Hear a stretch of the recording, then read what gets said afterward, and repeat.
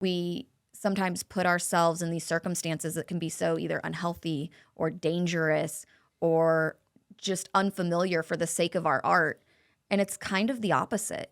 We need to find really safe and secure fertilizer in our friends and our family so that we can do the deep growing and the hard work.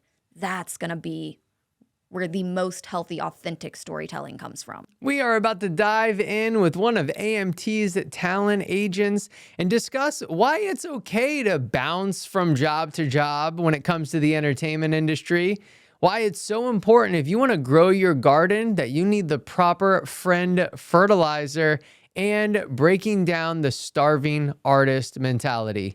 As we're getting ramped up, make sure to subscribe and enjoy the show. Welcome to Get Scene Unscripted. I'm your host, Jesse Malinowski. We are going to dive into acting insights, meet industry pros, and master the business. Don't forget to subscribe and share. We're keeping you behind the scenes and ahead of the game. Hello, everyone. I'm so glad that you're here. If this is your first episode to Get Scene Unscripted, welcome to the show. And if you're coming back, thank you so much for continuing to watch. We really appreciate you. And I love so much that you're getting a lot out of this show and that we can be on your actor journey. If you haven't subscribed already, make sure to do so you can continue to get to know incredible industry pros and be inspired and motivated on your journey.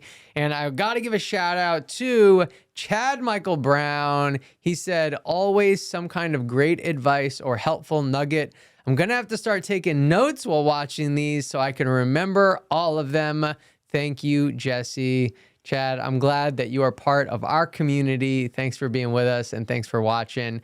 And with that, everyone, let's dive into another incredible episode. We got one of the top agents here in the Southeast joining us, Miss Madison Junod. How are you? I'm doing fantastic. Thank you, Jesse. Madison, great to have you here. I feel like I know you pretty well, but I have to tell you, these episodes are so fun for me because I really it's just rare that you just sit down one-on-one with somebody and just really connect. So I'm looking forward to doing that with you right now. I love it. Thank you so much. So your path into this industry, you've done a bunch of different things, which I really love because I think more people in the industry should be open to it's okay to change. That's not a failure. If you love the entertainment business, there's so many different things that you can do. Yes. And so you went casting to doing some acting and then acting to being a talent agent. So let's start at the beginning. How did you find your way into casting and talk about some of the people that you worked with? Because you have worked with some pretty high caliber heavy hitters, if you will. Oh, thank you so much. I agree. I've been so blessed to work with some really phenomenal artists starting really early in my career, which is not a luxury that a lot of us have when we first start off. So I was getting my BA in theater, and it was actually my sophomore year. I really wanted an internship. And that year, part of our BA program was a dual split track where you had to study acting and you had to study tech. And I feel that a lot of people probably had some grumbles about that, whether you were there to act. Like you already kind of mentioned, there's this sort of idea that if you do anything else other than acting, then you're not an actor. You're the other thing and you want to be an actor. And I think that that's such an important feeling for us to address and start to deconstruct. I myself am still working on it in myself as an artist, but that's one of the things I love to teach and talk about most is getting experience in different fields and how it all connects because we're all just in this collaborative art form together. And then, of course, you had the technical side, and I started training as a stage manager.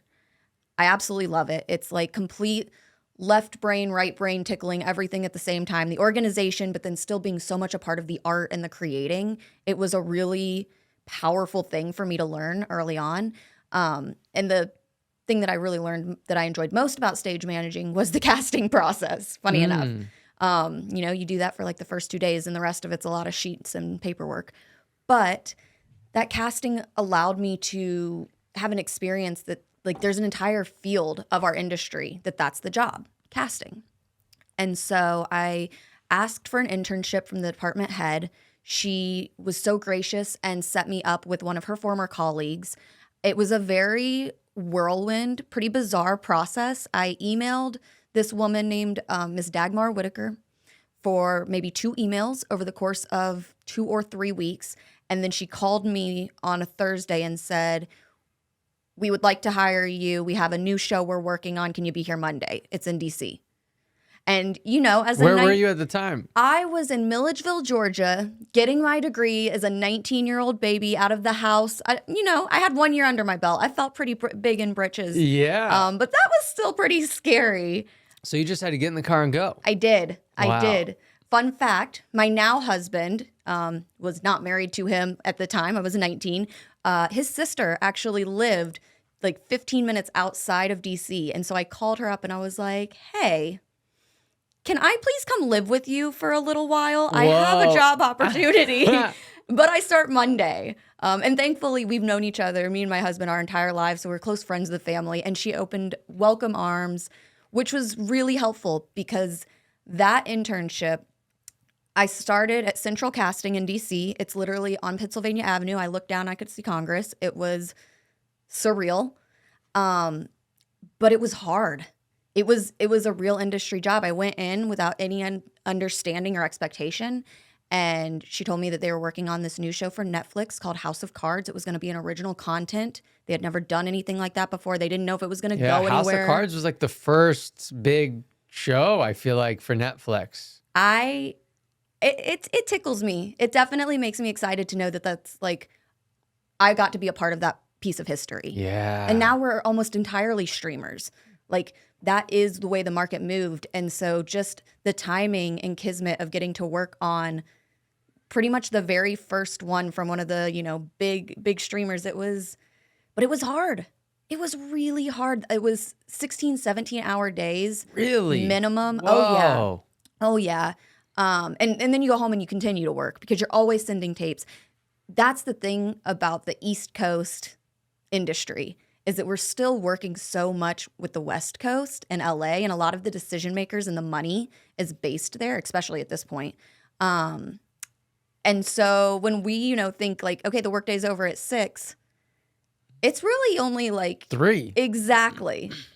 Some people are just getting started over there. Yeah. And they're the night owls that they're working into the, 10, 11 o'clock hour. So that puts you, if you're sitting in New York or Atlanta or DC, I mean, we were at the office well past midnight lots of times, just getting everything that they needed. And, it was such a big budget, but David Fincher, as the executive producer, cared about every detail. When I say, like, we're talking extras casting, yes, it's very important to the creation of the project. There's a lot of times where it's like, give us 300 bodies, we need people to fill the room. Even on those days, I mean, we're sending PDFs and pictures and tapes of just the guy who's standing with his back to the bar. To David Fincher, and he was approving it? He was approving any featured extras. It didn't matter if you had a line, if you were still making the same featured daily rate. He wanted to see and approve everything. And I really commend him. It was such a treasure getting to like work under that as the first time, because there's so much dedication. And when it starts at the top with that much dedication and quality, it can only trickle down. Yeah. And it was such a pleasure working on that. I got to do 2 seasons. I went back for the second one in Baltimore. And that's when I started working pretty directly with Julie Schubert and Lorraine Mayfield, which they ended up winning an Emmy for the show, which, again, just cool to be in the same room with these people and getting to learn from them. And it really shaped the way that I viewed our industry. Not just the quality of the art that I wanted to associate myself with, but they really instilled this idea of how, this sounds maybe a little weird, how being an actor has so little to do with you. The decision making. Yeah. I learned so much, and how these people are champions, even when they're busy, even when you don't get more than 6 seconds of their time, their energy, their attention when they're watching these auditions. They genuinely care about every artist that they're working with. They will go above and beyond to treat them with respect, dignity, regardless of the role. And then at the end of the day, you get a rewrite and an edit, and that entire role is gone. And that actor had no idea that they were the choice, that their praises had been sung in every room with the highest names that they want to be. And it's edited out of the script, and that actor never heard anything about that audition again. I know. That's the thing that I feel like is so hard, right? As the actor, you're like, I swear I crushed that. You probably did. And then it was just rewritten and like that role's gone. And it happens. And understanding and learning that in such a like day-to-day way early on in my career, when I did transition into acting professionally, it made it really easy to walk away from auditions. It still hurts. There's the auditions you fall in love with. There's the characters and the roles that you say whatever, you turn your tape in, but then you're still thinking about it 2:00 in the morning. You're not choosing to. But when that doesn't come to fruition, it's a lot easier for me to just tell myself oh, they wanted a little old Asian man in that role, and I cannot play a little old Asian man. That's just not my wheel type. So it's we need to find ways to have grace with ourselves. If you're an actor, you're going to want to hear this. We have our 3-day in-person conference coming up. And if you want to see Atlanta for what it really is, the heart and soul of the Southeast actor market, then you're not going to want to miss this incredible opportunity to be in person and really build your actor community. Just imagine being able to hear exactly what you need to hear to be motivated and inspired and really build that action game plan, if you will, to build the acting career that you really want. And most importantly, if you put the work in, deserve. But I want you to imagine being able to really feel being around an incredible community, the top industry pros, so you feel like this is what you're truly meant to be doing. And so everyone, this is all going to be happening at our 3-day in-person conference. I'm not going to take too much time from the podcast, so you can head to the comments in the description right now to get more information. And I even left a discount for you. So go check that out now, and I hope to see you at the conference in June. You're so right. And it's almost, I almost feel like you need to just create those stories, even if they're not true. I mean, literally, you won't know whether they happen. It's very rare. I remember I wanted to book Cobra Kai so badly because I had worked with John Hurwitz and Hayden Schlossberg from American Reunion. Yes. And I was like, I want to book it. And I remember this small role came out and it was a really funny role. And I was like, I'm booking this. I know I'm going to book this. And I did the audition. I didn't get it. And I was like, dang. Fast forward a couple of years, I bring John in for a Q&A. And before we start, he's like, oh, yeah, I don't know if you remember this one role. It was in season 2. He's like, but we actually booked you for that. But then we decided to just cut the role. And it's like how many of those stories are out there? So often. And, sometimes I feel like people even take it to this more negative place where it's oh, someone a friend from production booked it or something like that.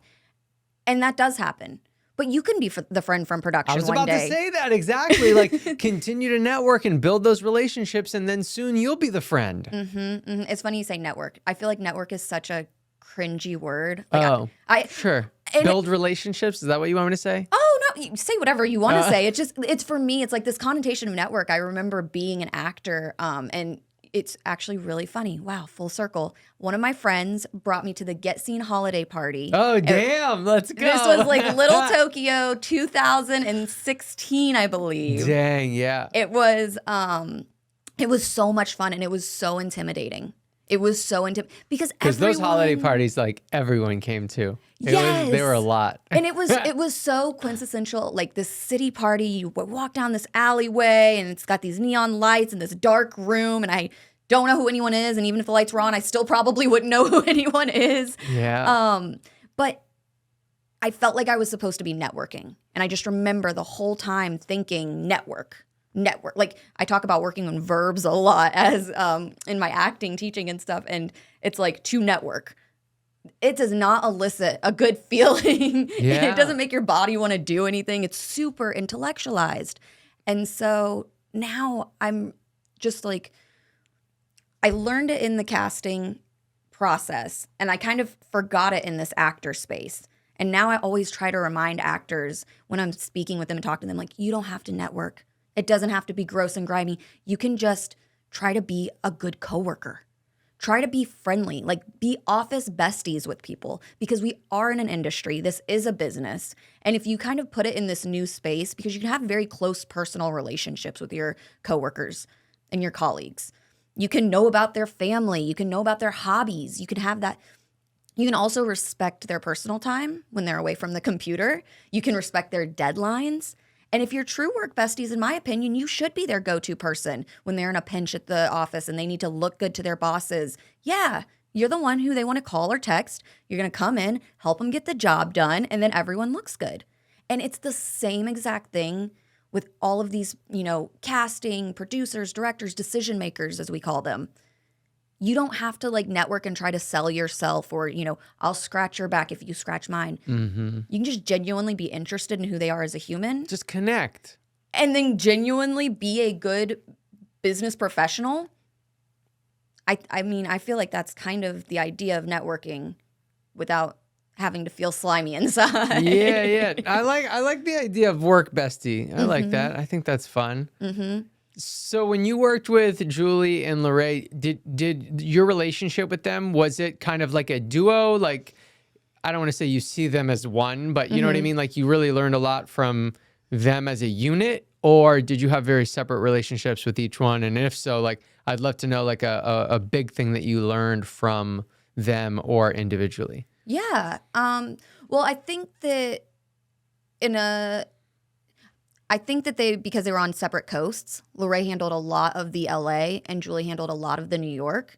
And with me being in DC and then Baltimore, I spoke and worked a lot more with Julie just because of the time zones. And, she would come into the office and do certain reads with people. And so there was a bit of a closer connection there. I really got to learn through Lorraine and through David, like how their process worked together.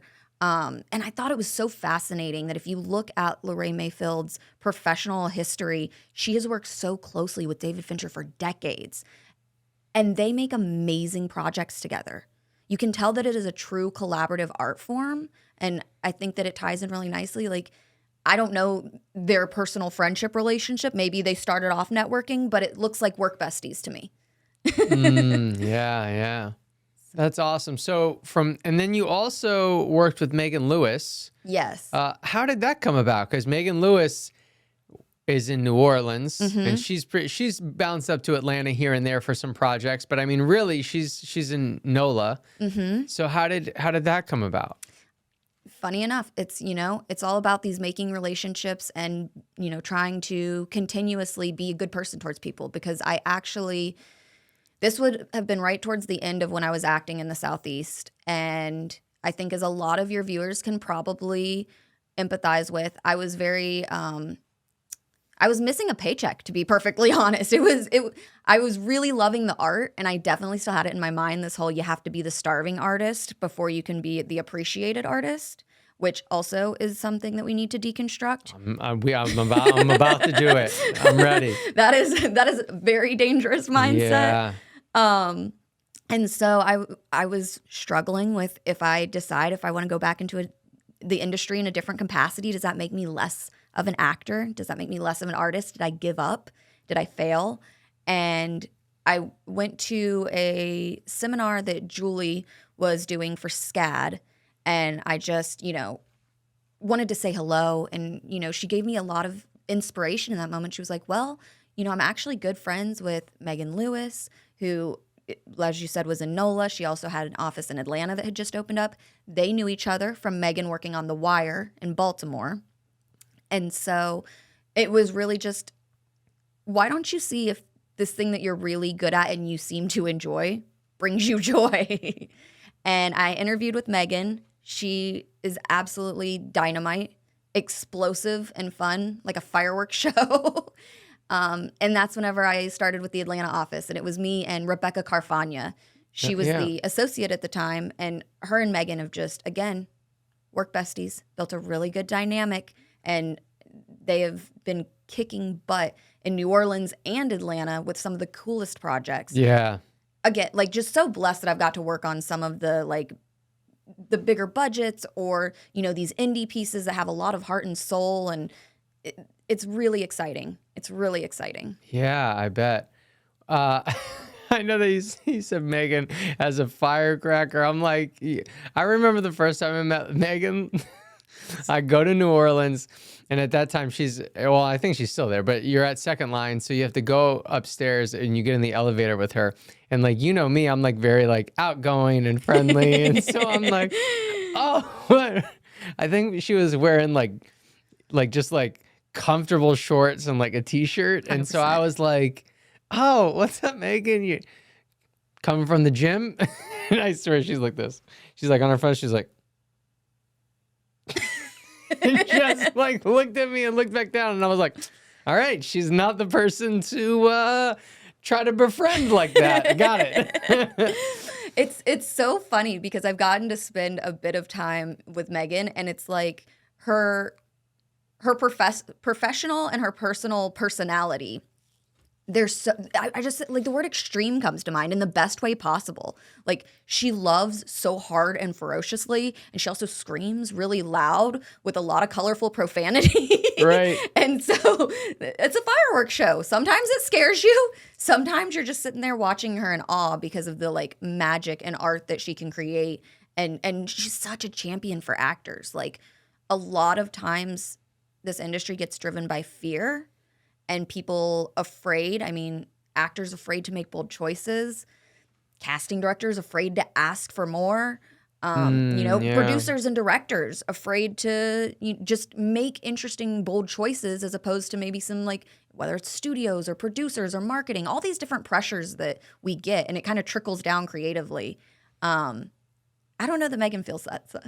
It seems to me that she's always real clear on the art. For sure. And that is something that I would like say about her too, because then she rented space at Get Seen for a while before she got her own space in Atlanta. And yeah, like she doesn't bring in a lot of people for the roles, which to me says how it really speaks to her confidence on her being part of the art, saying, oh, here's 10 options or here's 12 options of who could play that role. And I'm choosing who it is because I know it's not like, let me go find it. It's like, I already know, like I'm putting the piece in, which I don't know that I necessarily feel that from like all casting. Like it feels different with Megan.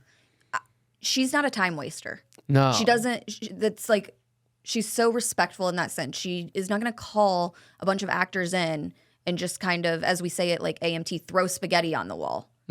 She's very wise, and I think that she even allows this kind of creatively trickling down to her associates and her assistants that we're gonna aim for bullseyes. And she does have so much experience, so whenever those roles come out, sometimes we'd be in the office and a role would come out or she's reading a script or something and she just lists off 6 names and all 6 of those people are absolutely perfect. In that moment she says it and you're like, yeah, that is who's going to play. And it's just different styles to play the game really, because especially with self-tape and things, you can see more people. That's just the fact of not having appointment times and, the live. And so I see the pros and the cons. I try to talk about that a lot with the actors, especially anyone who's feeling frustrated by the lack of in-persons, because you have to find the pros and, positivity in any situation. But it is something that Megan Lewis was very, very clear that her way of working was the live and the in-person and the redirect. Rebecca Carfagna, she came from New York. She worked in off the Tesla for a very long time. She had the exact same mentality. She was very much not going to waste anybody's time and put the best foot forward for production. And likewise, when the actors were, up for the role, they fight really hard to make sure that the actors are getting everything that they're worth and that they deserve. And that's really cool. That's really cool. I think that most of our Southeast casting directors are doing that. And I say at this point, I'm now working with them closely as an agent, and I'm seeing so many offices breaking glass ceilings left and right, whether it's rate, credit, opportunity, role size, obviously we're all working again in a profession. There's budgets. There's only so much that you can do. Jason likes to say you can't make money where there is none. So sometimes what you get is what you get.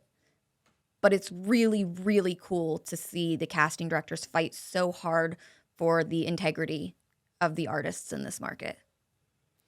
You brought up and quoted Jason. So obviously you've transitioned now to being an agent with Atlanta Models and Talent, being essentially trained under Jason. Am I correct about that? And Yes. so how has that experience been, and what have you learned from him? Oh, magical. Everything I know about being an agent. Jason and I are very close friends. We are very, very similar. And so whenever I started, I actually knew Jason and Kelly, who's the third leg of our dream team. I got to know them through RPM because as the casting, sending out, making appointments and the communication, and it was just fun.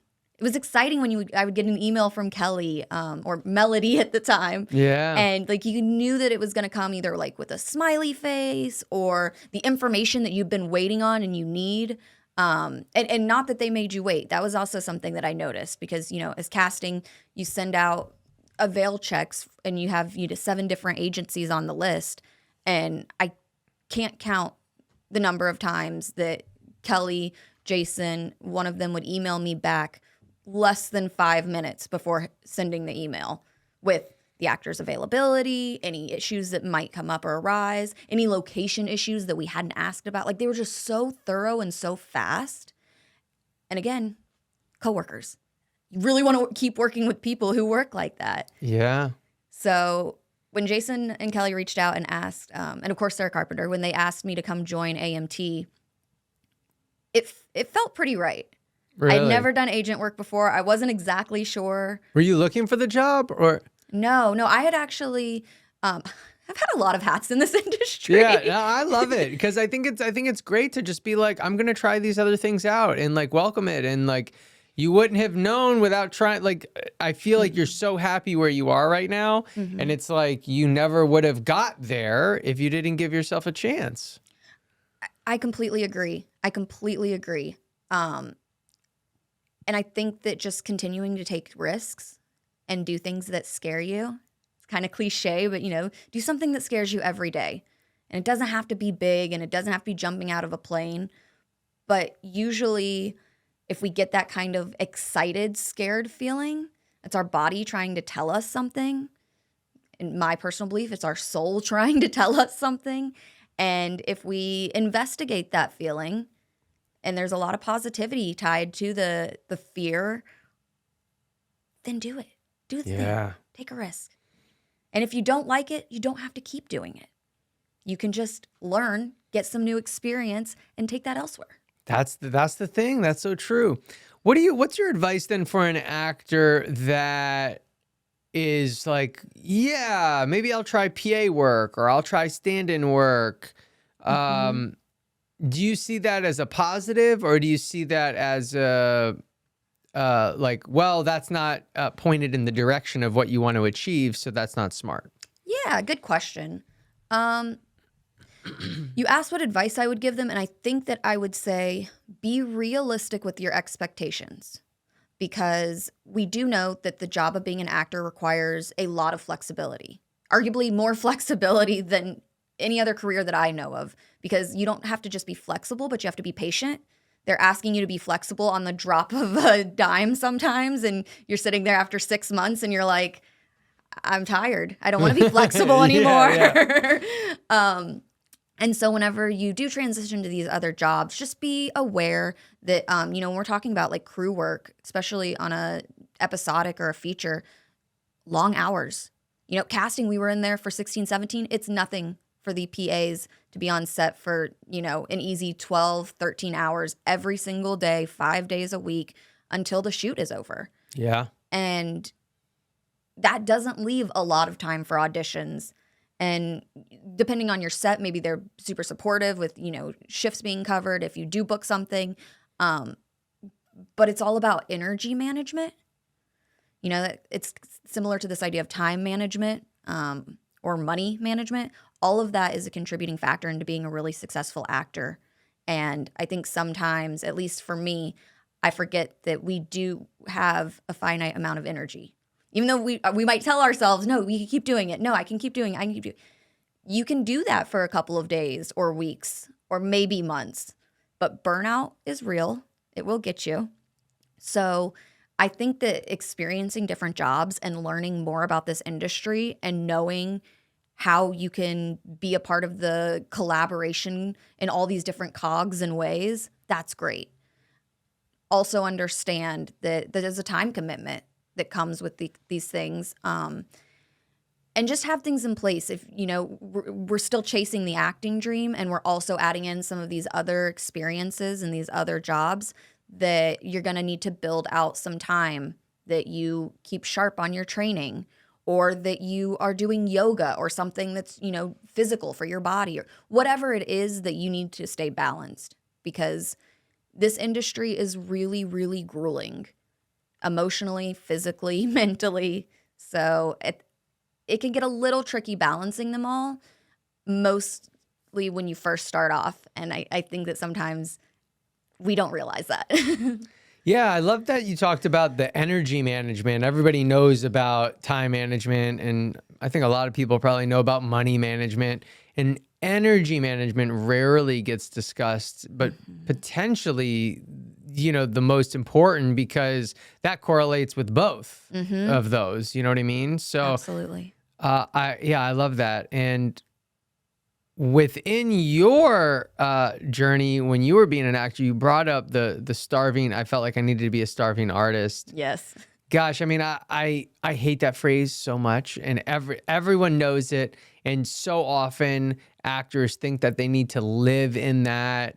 Why did you think you needed to be a starving artist? Oh my gosh, what a cliche answer.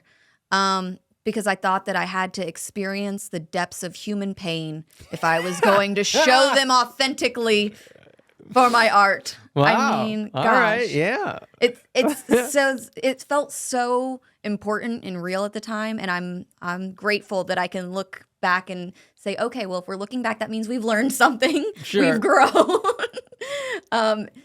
I think there was like this bizarre, almost like method sense. Like you have to live the life of the starving, hurt, pain-filled actor if you are going to become one of these actors, these legends, the stories we hear about. And it's just a little bit of salaciousness, I guess, because there's plenty of artists who have lived happy lives and are, full of humanitarianism and freedom and all of these positive things. I think a lot of those artists tend to also live simpler lives, so there's not as many stories to tell about them. They don't get the same biopic, kind of work done. They did their work. They showed up for the people they were supposed to. They enjoyed life. They did what they wanted, and yeah. And it's really cool to kind of have learned that and be at that place of realization now. I will tell you that it is a day-to-day, if not minute-to-minute reminder that I have to, and not that I'm in that same place where I'm like, I feel like I need to be in pain or anything, but just show up for yourself. Just do the work and know that you've done a good job, and then walk away and be okay with it. And if it means you went to bed at 9:00 tonight, good for you. That doesn't mean that you're missing out on life or you're not actually experiencing the stories that you need to. No, it just means that your body needed rest and then you listened to it. Good for you. It's not as interesting to watch on the TV screen maybe, but. Right, exactly. Yeah, I feel like we need to change the phrase from starving artist to thriving artist. So how can we thrive as artists? Oh, good question. How do we thrive as artists? We create. And I think that like, how do we make sure that we understand that it's like, it's not about the bookings, right? Because someone might be like, well, to thrive, then you have to make a living at this and you have to book all the time and you got to maybe be the series regular or be on multiple shows or, whatever someone might fill in the blank with, right? But I don't think that's it. I think we can thrive in so many other ways. I would absolutely agree with you. I think that there is this, if we're just going to deconstruct all of the unhealthy, kind of terminologies in this industry I'm today, down. I cannot stand the term making it or make it. Mm. I'll be happy once I've made it. I'll be an artist once I've made it. And I hear that so frequently in workshops or meetings or just conversations with other artists. And I just, without any sort of like rudeness, want to stop and look at them and be like, what does that mean? Mm-hmm.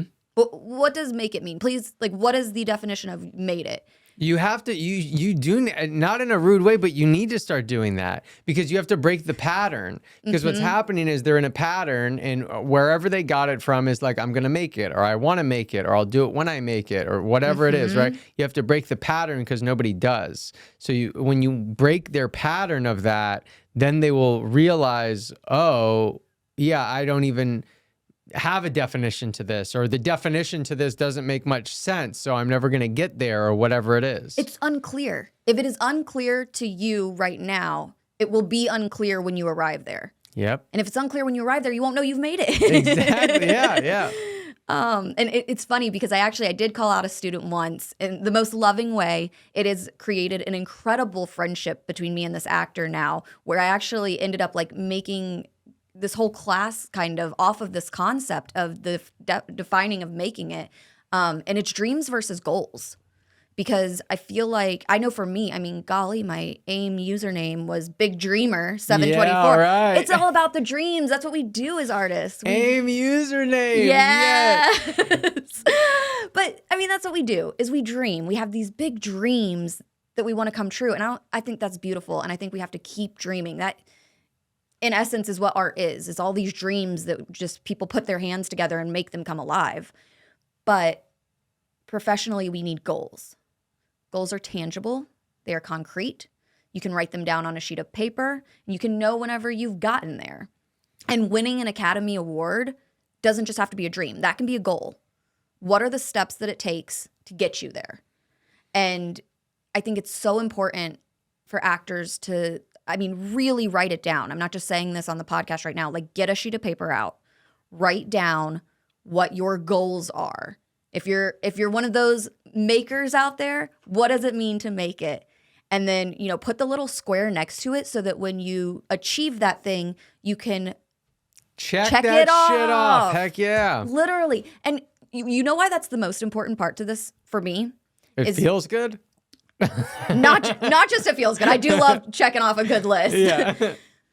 Because after you've achieved that thing and 3 months have passed or 6 months have passed, that little actor psyche comes back in and the negativity creeps in and the doubt comes in and that feeling of not good enough can creep in. And I need you to walk back to the sheet of paper and look at it. See how you've checked it off already, not just for inspiration to keep moving forward, but almost as a physical lesson of the making it feeling never goes away. Not my understanding as an artist. I've watched a lot of interviews. I've read a lot of books from well-known artists, whether, they're like very famous or very in their craft or both. And the thing is that people continuously talk about they're looking for the next project. They're looking for the next thing. I mean, this is why, in our profession, we have legends that are still in new roles or creating new characters at 95 years old. Like when you make it, there's always something else to make after that. I mean, I think that the beautiful thing about us, and when I say us, I mean like human beings, is like we always want to be improving. We always want to be growing. And like that's really, I think, when you distinguish purpose, I guess, and I think at some point in your life, everyone gets stuck with like, oh, what am I doing here? What is my purpose? Yeah, like if you have I want to grow in there, that will give you a good amount of happiness. I think there's also service. I think there's a couple other things that need to be in there, but growth is one of them for sure. So if there's growth, there's always going to be the next make it. There's always going to be the next thing because it's the next level. Yeah. It's the next level for you, whether it be your health, your physical ability, your achievements, whatever it is, right? All those things, like, you want to continue to grow and level up. I couldn't agree with you more. And I don't think that growth is always easy or comfortable. In fact, I think most times growth is really uncomfortable. For sure. Yeah. I've seen this quote, and it's really become a part of me. Your nervous system will always choose a familiar hell over an unfamiliar heaven. And I think that makes so much sense because, you know, you said that as human beings, like, we're always wanting to grow and improve. And I think that in equal force, we're always rejecting growth and we're always rejecting that improvement. You know, we're talking about being comfortable and being safe and being secure. And those things are important. We need to be in spaces where we are safe and we're comfortable and we're secure and supported. Because if that has all of that happening on the outside, then you have the room to be uncomfortable and grow on the inside and push yourself to new skills and push yourself to new education, to push yourself to new vocation, whatever it is. But kind of going back to that whole starving artist thing, it's like we sometimes put ourselves in these circumstances that can be so either unhealthy or dangerous or just unfamiliar for the sake of our art. And it's kind of the opposite. We need to find really safe and secure fertilizer in our friends and our family so that we can do the deep growing and the hard work. That's going to be where the most healthy, authentic storytelling comes from. Friend fertilizer. I like this. So that's a really good kind of segue into building that support system, your friend fertilizer. I haven't heard that phrase, but I like it. Coined. Yeah, coined. How do you, two questions. One, how do you distinguish people that should become friend fertilizer? And if you realize there's some people spoiling the fertilizer, how do you get rid of them? I feel like I should have studied and gotten a therapist degree before those questions. Okay, well, I think for your first question, how do you determine the good fertilizer? They want the best for you in just the most honest way. You know, yes, they cheer your successes and they're always down there to celebrate you, but they also are there to tell you the hard things, hopefully with a loving tone, but the hard things that you do need to hear from people who truly know you. And they're there for you over and over and over. Because as we grow, we will fall, we will stumble. That's something that has been hard for me to kind of rectify in my life. I wanted to be a prodigy when I was a kid. I just had in my head that everyone was a prodigy at something. And so I figured if I would just like try everything, eventually I would find the thing I was. Plot twist. I'm not a prodigy at anything. I have studied and learned. And so now I have some knowledge when it comes to certain skills. But it took time and energy and effort. And I don't know if it was the magical 90s movies that had me believing that every 8-year-old was just like meant to run a business or be a movie star. But it takes time and it takes training and it takes the ability to fail and try again. And you have to get good at that. And you need friends that are going to support you through that. Hopefully, as part of your growth, we won't fail our friends in the same way over and over and over again. We can learn and grow how to be good friend fertilizer for them too. But we need people who are going to not turn their backs when we're in a down area or a downtime. Yeah. But rather just kind of require more of us and then pick us up and help get us to the higher ground. What about the spoiled fertilizer? Oh my gosh, Jesse, look, People have been trying to explain the concept of pruning the garden to me for many, many years. I logically understand that you have to cut things away in order for other things to grow and flourish. But it's hard for you? Oh, it's so hard for me. Yeah. I just feel like I see the possibility in everything. I get that. And for who am I sure. to judge what should and shouldn't grow and be You know what? wild? This circles back to energy management. It does. You just can't give them, like I'm not saying give up on people, cut them out, like you're dead to me.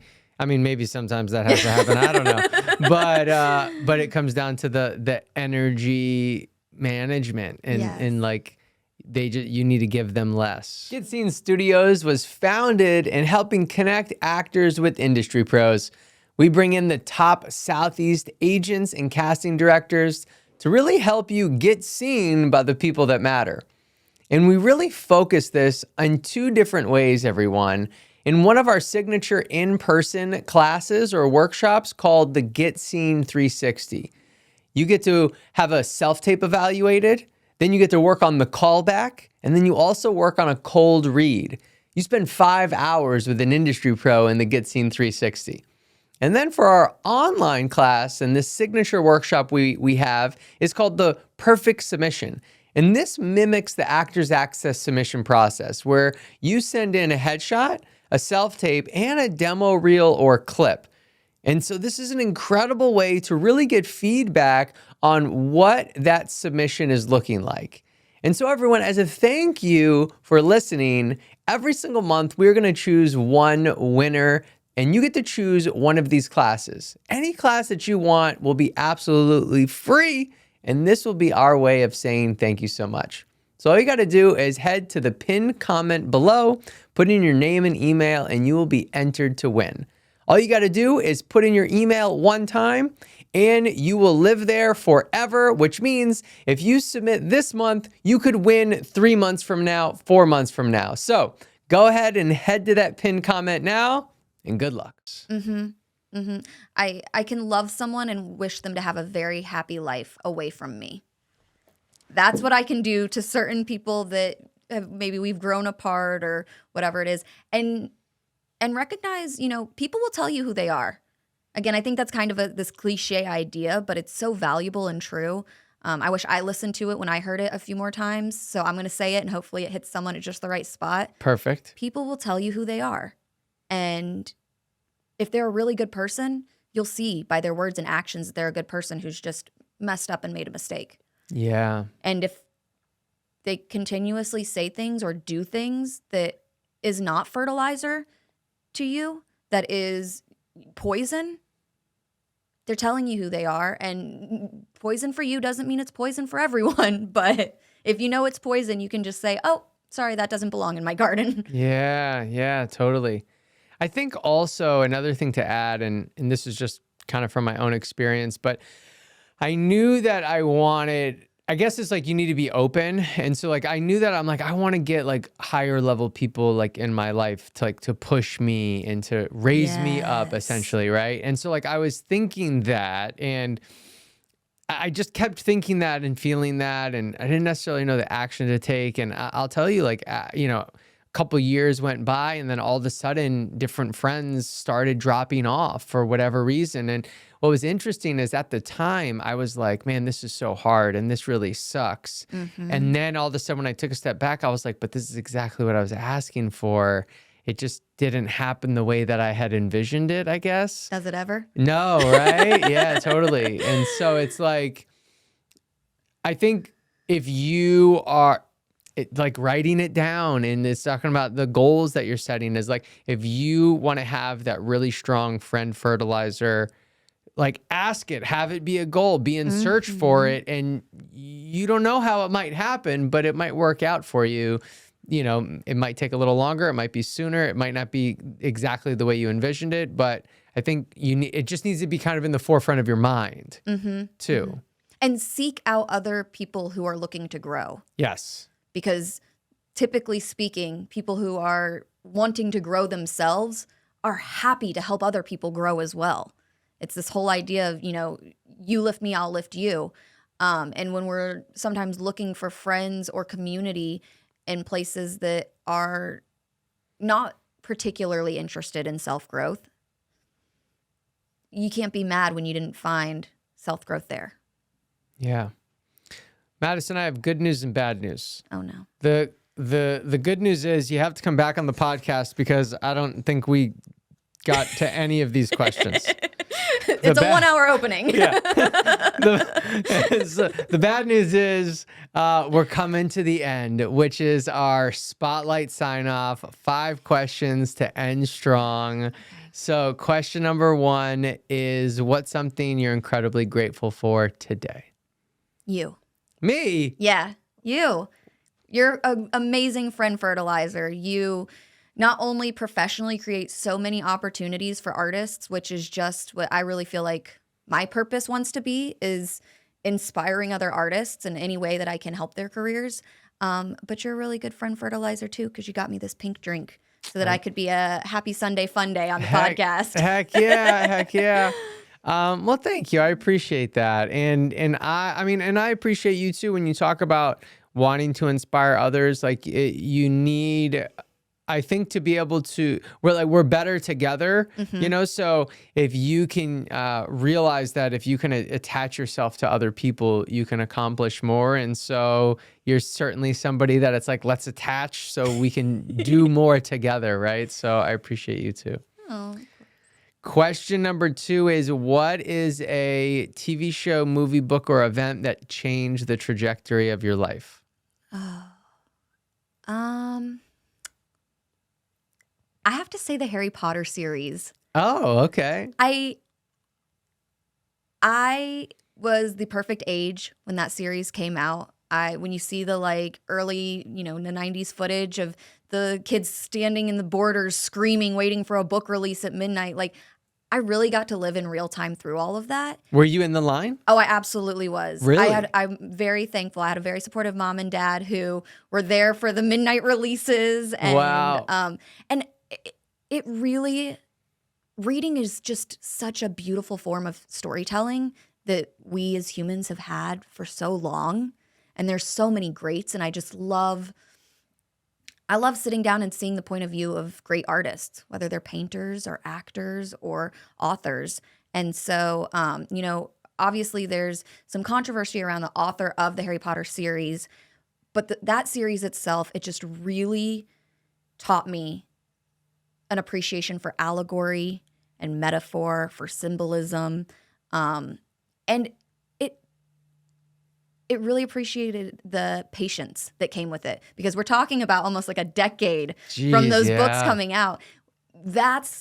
As an artist, that's the one thing I think I miss in our industry these days, is that everything gets released so quickly. We're filming on such fast schedules, and things have, there used to be whole years in between seasons, and now it's pretty much like we had Game of Thrones in the Marvel universe, and everything else comes out really fast. Yeah. And that's great for a lot of different reasons. But yeah, that book, that was a safe place for me and very comfortable. And it taught me a lot about storytelling and characters that I like to still think of today. That's awesome. Yeah, when you talk about the business now and how things like, you binge everything. It's like the streaming was such a fantastic idea. But now when you look at it, I'm like, I think we're ruined. We literally have no self-control. I have no self-control. I just binge. Yeah. I just binge it all. And I'm so excited and I want to consume it all. And, But then it's also overwhelming because there's so much. So you're like, what do I do? I don't know. Did you see this? But Disney Plus released essentially like channels on the app because people are having such a hard time deciding. So now you can just go to a channel and then they're playing things. So it's like the kids channel, or it's like a Marvel channel or something. Like, I don't know if it's released yet, but like, I'm like, oh my God, they're literally just now going back to what it was before. That's just called cable. Are there commercials in between these episodes? Yeah. If you don't have the upgraded version, there is. So you're now just have cable again. It's just all on a pendulum. We just swing back and forth. And if we can find that middle or appreciate it when we're in the middle, we're doing all right in life. Yeah. Do you have a solid routine and what's something that you cherish within it? No routine? I don't know what's happening. My insides reject the word routine, and I know that it is so good for me. I cherish waking up every morning and being really excited for what I'm going to do that day. Yeah. It usually happens if I write it down on that list like we were talking about. The days that you don't make a list, sometimes you don't get it all done. God, you're so right, man. I'm with you. It's so funny because I have this question in the spotlight sign off, and I feel like I keep trying to inspire myself into a routine Yes. because I also don't have a real routine. So It like makes me want to riot inside. And I remember even just being a kid and like bedtime routine, morning routine, and I'm just like, no. I will brush my teeth when I want to at 2:00 in the morning if that's what it's not good for you. It's not that great. Yeah, I don't know. But yeah. All right. So here we go. Next question. Question number 4 is, what's something you're trying to improve in your life right now? Ooh. Willpower. What do you mean? I would like to get better at telling myself I'm going to do something and then doing the actual thing. Oh, like congruency. Yes, doing the thing that you say you're going to do. I saw this the other day and it's really sat with me. It's this concept that the highest form of self-love that you can show yourself is self-discipline. And that, by ensuring that you, whether it's working out every day, eating healthy, work on your craft, work on your art, whatever it is, that by showing up for yourself, or delayed gratification, if we're talking about maybe some vices and knowing like, no, I cannot, have the chocolate or have a drink or go out to eat until I've done the things I need to. That is like one of the highest forms that you can love yourself. And I think that especially with COVID and kind of this remote work living situation, we had the strike. There's been a lot of flexibility and fluidity. Sure, yeah. You're just talking about these routines. And so if society is not going to... You're like, I don't even have a routine of putting on pants. Like, you don't have to these days. You do not have to have a routine of putting on pants. And it seems silly to say that because we've all been living in this kind of dumpster fire together for a while now. This beautiful dumpster fire. Yes. But... I mean, whether it was school or an office job or, whatever your routine was when we did leave our houses at regular times for regular places, there was kind of maybe this like overarching force that created the routine or created the willpower even. And I would really like to just continuously get better. I think that I'm doing a pretty good job. I'm trying, but even if it's just the balance of it's 7:00 at night, I've worked really hard today, I'm going to not work anymore. I'm going to spend time with my family. I'm going to appreciate what's right here in front of me. And I will continuously check emails. But as long as it's not urgent, it can wait until tomorrow. Well, you know what you could do, Madison, if you're open to it, like understand that is also a muscle and we just need to work it out. So an easy way that you can work it out is doing a portion of your shower cold, because there's the moment where you're like, I'm not gonna like that. I don't want to do that. And so it's you're working out the I don't wanna, and then you do it anyway. And so that's just like an easy way to work it out. And then the cold showers is supposed to be good for you. I don't know, get Candy up here, talk about the science of that. But it's supposed to be good for you too. But really, when I do that, my biggest reason for it is that I'm working out my I don't want a muscle.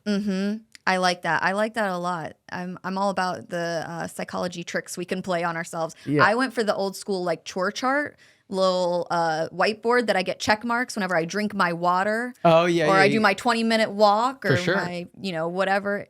So we're just all trying different things. Whatever we can do to stay motivated. Exactly. Whatever works. Just try it out. If it works, keep doing it. If it doesn't work, do something else. Yes. It's that simple. But keep growing. Keep trying. Yes. All right. Last question. End of strong. We went over a lot of different things, but maybe it's something we forgot, something we missed. If you wanted all the listeners to get one great piece of advice, what would it be? Oh. We talked about a lot of good like quotes and sayings and deconstructed stuff. So I have one more I was hoping that we'd get to talk about. All Love right. this question. I want to deconstruct the George Bernard Shaw's "Those who can't do, teach." That saying got into my subconscious and derailed my joy for so long as an artist, because we talked about going into the industry and all of these different facets, whether it's, PA work or wardrobe or casting, and not feeling like an artist, feeling like you failed or you gave up on yourself, whatever this negative kind of connotation is with it. And those who can't do, teach. I really thought that if I were to go into any form of teaching of, art classes, whatever, workshops, that it might be this, kind of like washed out kind of view, and that, you can't do it, so you teach it. Absolutely not. There is a quote. It's "Those who can do, those who understand teach." Mm. And I think that teaching is the most formative way to give back, because not only are you really putting yourself out into the community to help foster all artists, any age, whether they have more experience than you, less experience than you, whether you're teaching by being an assistant to a teacher, you are putting yourself out there to be creative with other artists, to help learn and grow. And the more you teach, the more you learn. There's so much to consistently be doing when it comes to our craft. And sometimes you even get paid for it. So, if you're at a point in your career right now where you do feel that you are educated in this, then I would suggest go out there and start teaching, whether it's kids at a school or a summer camp. If you start working at a taping service or something, anywhere that you can be selfless with your time and some of your energy, but then also you're going to get so much more back, especially when you're feeling in those artistic slumps and you're just feeling uninspired or no routine, or you don't have any good friends to fertilize your garden. Go teach. You get all of that stuff. And thank you for teaching me that. Oh, wow. Well, thank you so much, Madison. And it's awesome to have, and I love like creating things with you. And I mean, really, you're mostly the brain power behind it. I just help put some little organizational aspects to it. But thank you so much. And thanks for being here. It was fantastic talking to you again. Well, we'll have to have you back so we can get to some of the other questions we wanted to do. Thank you so much, Jesse. Everyone, if you enjoyed this episode, hit subscribe, hit follow. We cannot wait to be on your journey in a bigger, better way and continue to serve you and help you. If you enjoyed this episode, send it to a friend and leave us a review, comment, let us know what you thought. Until then, I'm Jesse Malinowski. I will see you on the next one. Thanks, everybody.